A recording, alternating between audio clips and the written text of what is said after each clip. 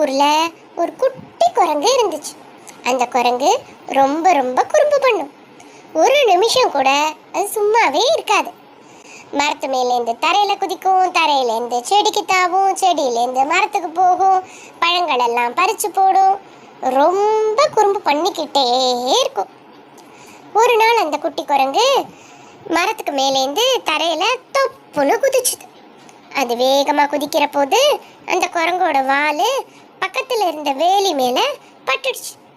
அந்த வேலியில இருந்த முள்ளு அந்த வாலில் நல்லா நறுக்குன்னு குத்திடுச்சு. குட்டி குரங்குக்கு ரொம்ப வலிச்சுது. உடனே அது அழுதுகிட்டே தன்னோட வாலில் இருந்த முள்ளை எடுக்க பார்த்துச்சு. அதால எடுக்க முடியல. அது உடனே தன்னோட வாலை தூக்கிக்கிட்டு யார்கிட்டையாவது உதவி கேட்கலான்னு நடந்து போய்கிட்டு இருந்துச்சு. கொஞ்ச தூரத்துல ஒரு அரச மரத்துக்கு அடியில ஒரு நாவிதரை பார்த்துச்சு. அந்த குரங்கு அவர்கிட்ட போய் தன்னோட வாலில் இருக்க முள்ளை எடுத்து விட சொல்லி உதவி கேட்டுச்சு.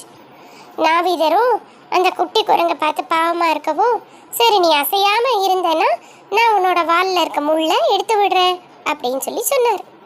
அந்த குட்டி குரங்கும் நான் அசையாம இருக்கேன் ஐயா அப்படின்னு சொல்லிட்டு அமைதியா உட்காந்துட்டு இருந்துச்சு. இந்த நாவிதரும் மெதுவா தங்கிட்ட இருந்த கூர்மையான கத்தியை வச்சு பொறுமையா அதோட வாலில் இருந்த முள்ளை எடுக்க ஆரம்பிச்சார். கொஞ்ச நேரம் அமைதியா இருந்த குரங்கு கொஞ்ச நேரம் கழிச்சு இப்படியும் அப்படியுமா ஆட ஆரம்பிச்சிடுச்சு. நாவிதர் அதுகிட்ட சொன்னாரு, அசைக்காத, நீ ஆடினேன்னா வாலில் கத்தி பட்டுடும், அப்புறம் வால் துண்டாயிடும், அதனால அமைதியா ஒரே இடத்துல உட்காருன்னாரு. இந்த குரங்கு சரி சரின்னு சொல்லிக்கிட்டே இப்படி அப்படியும் குதிச்சுது. வேகமா குதிச்சதுனால நாவிதர் கையில இருந்த கத்தி பட்டு வால் கொஞ்சோண்டு துண்டா போயிடுச்சு. இந்த குட்டி குரங்குக்கு ரொம்ப கோபம் வந்துடுச்சு. நாவிதர் கிட்ட உடனே வம்பு பண்ண ஆரம்பிச்சிடுச்சு. ஒன்று என்னோட வாலை கொடுங்க, இல்லைன்னா எனக்கு உங்களோட கத்தியை கொடுங்க அப்படின்னு. நாவிதரும் தங்கிட்ட இருந்த பழைய மொன்ன கத்தி ஒன்று எடுத்து அந்த குரங்கு கிட்ட கொடுத்தாரு. அந்த குட்டி குரங்கும் அந்த மொன்ன கத்தியை எடுத்துக்கிட்டு நடந்து போய்கிட்டு இருந்துச்சு. கொஞ்ச தூரம் கழிச்சு அது ஒரு பாட்டி பனை ஓலையை வச்சுக்கிட்டு கூட முடையிறத பார்த்துச்சு. இந்த குட்டி குரங்கு பாட்டி பக்கத்தில் போய் உட்காந்துக்கிட்டு, பாட்டி கையால் நீங்கள் ரொம்ப கஷ்டப்பட்டு கூட முடையிறீங்க, இந்தாங்க இந்த கத்தியை வச்சு செய்யுங்க அப்படின்னு சொல்லிட்டு தன்னோட கத்தியை அந்த பாட்டிக்கிட்ட கொடுத்துச்சு. பாட்டியும் அந்த கத்தியை வச்சு கூட முடைய ஆரம்பித்தாங்க. பாதி பண்ணிக்கிட்டு இருக்கும்போதே அந்த கத்தி பழசாக இருந்ததுனால உடஞ்சி போயிடுச்சு. கத்தி உடஞ்சதை பார்த்த சின்ன குரங்கு பாட்டிக்கிட்ட சண்டைக்கு போயிடுச்சு. எனக்கு இப்போ என்னோட கத்தியை கொடுங்க, இல்லைன்னா இந்த கூடையை கொடுங்க. பாட்டியும் அந்த குரங்கு கிட்ட அந்த கூடையை கொடுத்துட்டாங்க. பாதி முடைஞ்ச கூடையை எடுத்துக்கிட்ட சின்ன குரங்கு நடந்து போய்கிட்டு இருந்துச்சு. கொஞ்ச தூரத்துல அது ஒரு மாம்பழ வியாபாரியை பார்த்துச்சு. அவர்கிட்ட கூடை இல்லாததுனால தன்னோட கையில மாம்பழங்களை வச்சு வித்துக்கிட்டு இருந்தார். இதை பார்த்த குரங்கு அவர்கிட்ட போய் உட்காந்துக்கிட்டு, ஐயா இந்த கூடையை வச்சுக்கிட்டு வியாபாரம் பண்ணுங்க, உங்களுக்கு சுலபமா இருக்கும் அப்படின்னு அந்த கூடையை அவர்கிட்ட கொடுத்துச்சு. அவரும் கூடை ரொம்ப தேவைப்பட்டதுனால தன்னோட மாம்பழங்களை அந்த கூடையில வச்சு அடுக்கி தலையில தூக்கி வைக்க ஆரம்பிச்சார். அவர் அந்த மாம்பழங்கள் எல்லாம் அடுக்கி தூக்குற போது அந்த பாதி தான் அந்த கூடை முடஞ்சிருந்ததுனால அது பிஞ்சு போச்சு. மாம்பழங்கள் எல்லாம் கொட்டிடுச்சு. குரங்குக்கு கோபம் வந்துடுச்சு. குரங்கு உடனே அவர்கிட்ட தகராறு பண்ணிச்சு.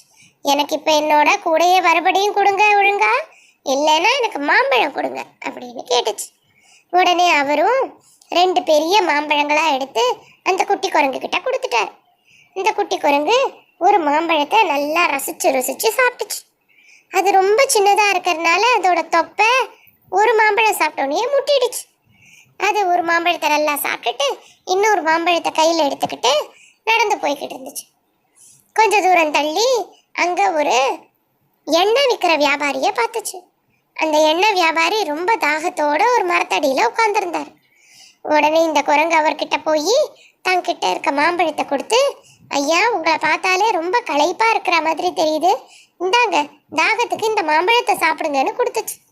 அவரும் ரொம்ப தாகத்தோடு இருந்ததுனால குரங்குக்கு நன்றி சொல்லிட்டு அந்த மாம்பழத்தை வாங்கி சாப்பிட்டுட்டார். அவர் மாம்பழத்தை சாப்பிட்டு முடிக்கிற வரைக்கும் அமைதியாக இருந்த குட்டி குரங்கு அவர் சாப்பிட்டு முடிச்சோன்னு, என்னோட மாம்பழத்தை ஏன் சாப்பிட்டீங்க, ஒன்றே என் மாம்பழத்தை கொடுங்க, இல்லை எனக்கு உங்ககிட்ட இருக்க எண்ணெயை கொடுங்க அப்படின்னு வம்பு பண்ணுச்சு. அவர் உடனே ஒரு சின்ன குடுவையில கொஞ்சம் எண்ணெயை ஊற்றி அதை அந்த குரங்கு கிட்ட கொடுத்தாரு. அந்த குட்டி குரங்கு அந்த சின்ன குப்பி எண்ணெயை எடுத்துக்கிட்டு கொஞ்சம் தூரம் நடந்து போச்சு. அங்கே நல்ல வாசனை வந்துச்சு. அந்த குட்டி குரங்கு சாப்பிட்ட மாம்பழத்தை அதுக்கு பத்தலை. இப்போ அதுக்கு வேற ஏதாவது சாப்பிடணும் போல இருந்துச்சு. என்னன்னு பார்த்தா அங்கே ஒரு அம்மா தோசை ஊற்றி வித்துக்கிட்டு இருந்தாங்க. இந்த குட்டி குரங்கு அவங்க கிட்ட போய் அவங்க கிட்ட எண்ணெய் தீர்ந்ததுனால தன்கிட்ட இருந்த எண்ணெயை கொடுத்துச்சு. அம்மா, இந்த எண்ணெயை வச்சு தோசை ஊற்றித்தாங்க அப்படின்னு. அந்த அம்மாவும் அந்த எண்ணெயை வச்சு நிறைய தோசை ஊற்றுனாங்க. இந்த குரங்கு அந்த எண்ணெய் தீர்ற வரைக்கும் அமைதியாக இருந்துச்சு. எண்ணெய் தீர்ந்தோடனே அந்த அம்மா கிட்ட ஆர்ப்பாட்டம் பண்ண ஆரம்பிச்சிடுச்சு.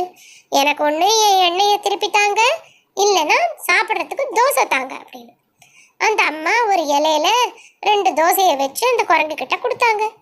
குரங்கு ஒரு தோசையை நல்லா சாப்பிட்டுடுச்சு. அதுக்கு வயிறு திருப்பி ரொம்பிடுச்சு. இன்னொரு தோசையை அந்த இலையோட எடுத்துக்கிட்டு நடந்து போய்கிட்டு இருந்துச்சு. அப்போ அங்கே ஒரு மேளங்களெல்லாம் விற்ற வியாபாரி ரொம்ப பசியோட ஒரு திண்ணையில் உட்காந்துருந்தார். உடனே இந்த குட்டி குரங்கு அவர்கிட்ட போய் தன் கையில் இருந்த தோசையை கொடுத்துச்சு. இந்தாங்க சாப்பிடுங்க, நீங்கள் ரொம்ப களைப்பாக இருக்கீங்கன்னு. அந்த வியாபாரியும் அந்த தோசையை சாப்பிட்டுட்டார். அவர் சாப்பிட்டு முடிக்கிற வரைக்கும் அமைதியாக இருந்த குரங்கு அவர்கிட்ட இப்போ தகராறு பண்ணுச்சு.